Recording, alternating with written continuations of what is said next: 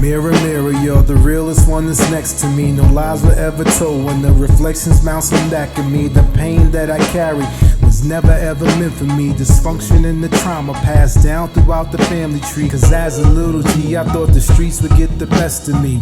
I'm feeling less up, and every day they testing me. A warrior was born, but that was unexpectedly. I'm sleeping with my sword and hypersensitivity. It's in my dollar bill, it's about responsibility. It's in my DNA, protect the those that depend on me. Defending me, you shitting me, two eyes see differently. Everybody want the shade, nobody wanna grow a tree. Big me, I'm proud of who I became to be. I look up at the wall and see the pictures that be framing me. Trying to try to throw me off and think that they be framing me. It ain't about the accolades, my favorite day it be for me. A big me, a big me, a big me, a big me. The seasoning, flavor, big boy talk. It ain't nothing to lie about. When I was down, I was down. Ain't no need to lie about. The bounce back sturdy. G put me on hot, it wasn't hitting me before. Keep that energy this time around. This rose gold rolly, it really got my pain down. Every minute, every second, journey through the lost and found. Try to trade me with a smile. Dreams start to go one's wild. Cry my Jews in hell. I'm living out my heaven now. Dreams start to going wild. Half it in my pocket now. You really just a cornball. The paper just gon' make it loud. Watch the play or make the play. Either way, y'all can stay. Try to be then. You never want to be down, can stay with the shits. Hydrate the paper, I ain't never want to be down. I just want to make it out. A big me, a big me, a big me, a big me, a big me, a big me. What we doing on the season? We cooking up. We need that adobo, sazon, the flavor. The name Amadeus one time. We did the whole interview, and I forgot to take the lens cover off of the camera. Oh my God. All right, cool. Let me get these questions pulled up. Thank you, Tom, for showing up and being a good sport about all of this. I appreciate you. Yeah. Straight off the plane. Straight off the plane.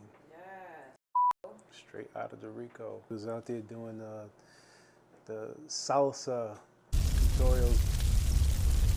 My favorite day it be for me. A big me, a big me, a big me, a big me. The seasoning.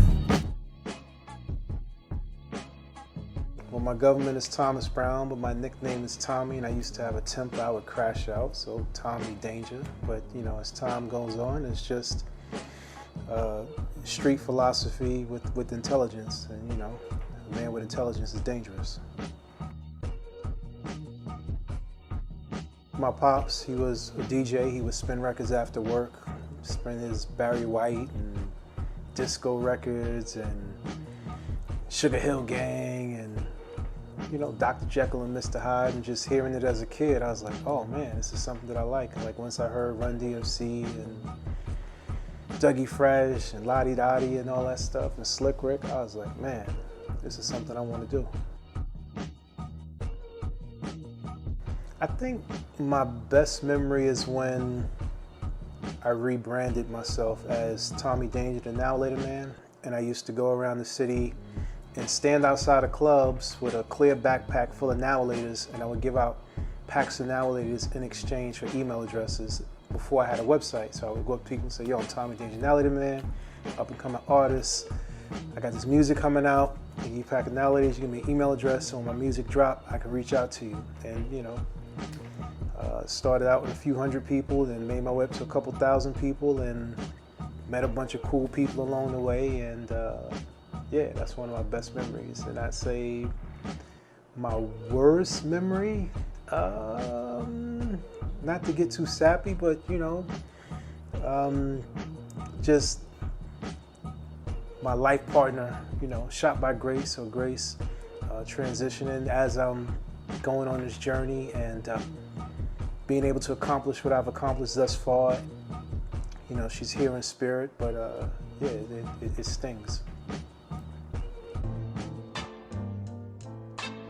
I think my legacy is going to show people that you can authentically just be yourself. Like, I don't look like or sound like what is supposed to be trendy or popular, but I honor who I am, and I do my best, like on social media, to share my experiences, not just as music, but as a human. You know, I'm heavy into fitness and eating, you know, clean and traveling and doing all these things. So it's sort of like, yeah, I can talk about the things that made me sad, but I have these beautiful moments that I now share with my fiance, and we literally just travel everywhere and just do some of the coolest shit and facing your fears, and yeah, it's good stuff. So people will be able to look back and be like, not just the music, but was he a good human, you know, and it's something that they can take away from it. I was talking to my son, actually. I was explaining to him like why I don't sound like an old school artist, and I was talking to another guy who specializes in old school hip hop, and I do my best not to listen to old school hip hop. Like, because if you stay in that box, I've already lived through those experiences, right? So I know my favorite Jay-Z records and, you know, the greats, the Biggies and Nas, like I know that. I don't need to hear that again, because then I'll start to mimic what that sounds like. So I already have that internal point of reference, but now I'm gonna listen to the Kendricks, the Tyler the Creators, the J. Coles, the Drakes, right?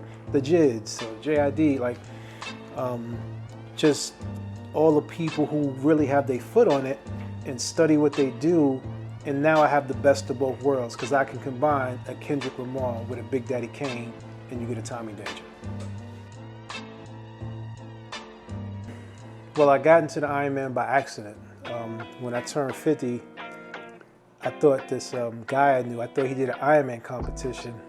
So I was like, just turning 50, like, yo, I need to create a bucket list, all this stuff I want to do.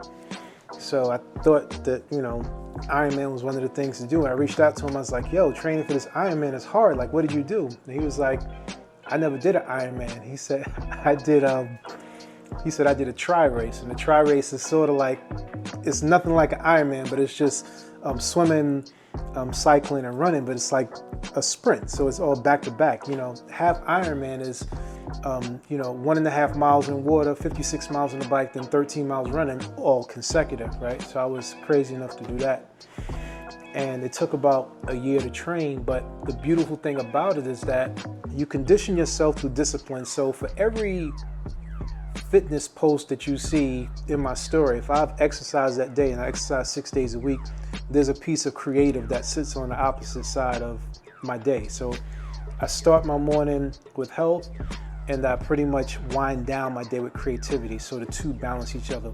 One doesn't exist without the other. You know, I'm an introvert, so when I'm in, and I'm pretty sure you can relate to this, but when you're creating, there's certain points where you just want to go into your own zone and be free and think about what you want to create. And when you're exercising, you have to get into a zone to focus on your breath, your pace, you know, your strength. All these things go into play. So the two, they really go hand in hand. My next evolution is going to be filming documentaries.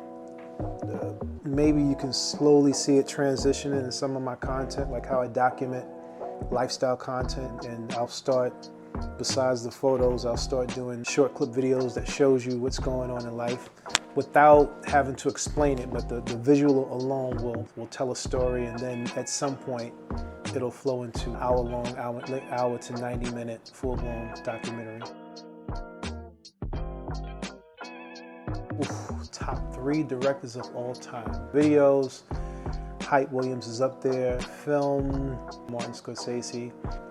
I still gotta shout out to Spike, man. Like what Spike has been able to do, starting from low budget to major films, is just, he's shown the importance of telling a story. You know, like when he filmed She's Gotta Have It, it wasn't the most well shot film, but the story itself was just, it connected with you, man. And he's like a master storyteller, so that's what I like.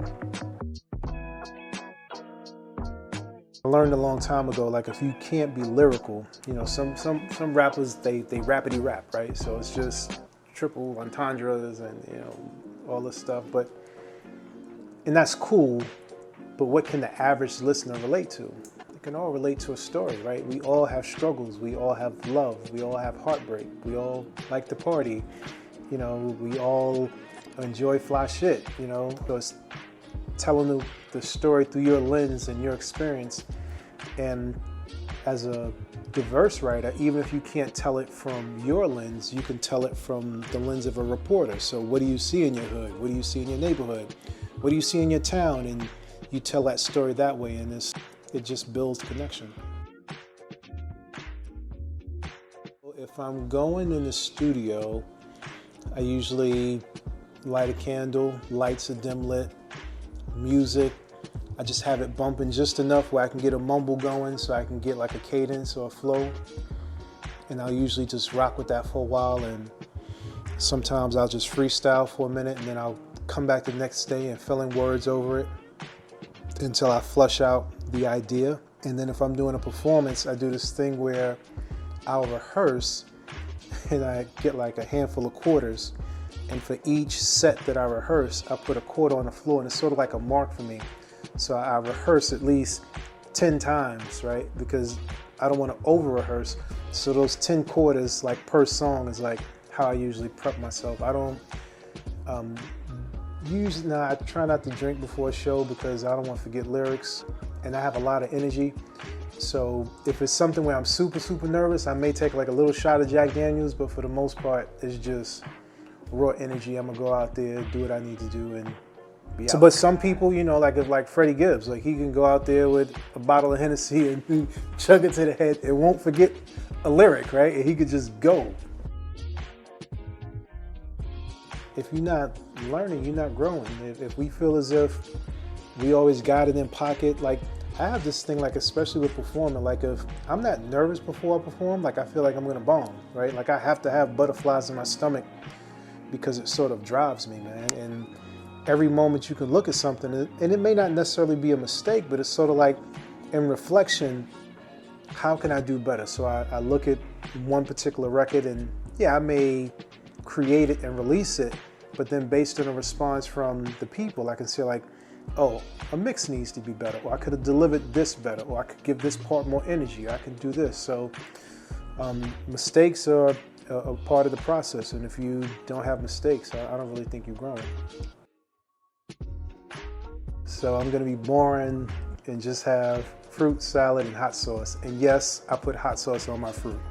That's like with the Mexican style, with the tangine. Yeah, the tangine. Yeah, absolutely. Okay, hot sauce on your fruit. Hot sauce on my fruit. They have some of the best fruit out there. Hot sauce, Generically, I would say the green sriracha. Okay, I'll try that. Yeah, it's really good. All right, Tommy Danger, you've officially been seasoned. You got your season passes. Make sure you hold on to those because they're gonna be worth something. That's what's up. I want you to let everyone know, like, what is the best way for a new fan just tuning in? How could they support you best? The best way a new fan could rock with me is go down the rabbit hole on Instagram, or you can search. If you go to Google and search Tommy Danger, it'll pop up right away. There's over 800 posts there. They're not like repetitive, so you can just go down the rabbit hole and see the process and the journey that I've been through, and you know, hopefully it inspires you or makes you upset that you're not doing something. The last I counted, mixtapes is about 18 mixtapes. I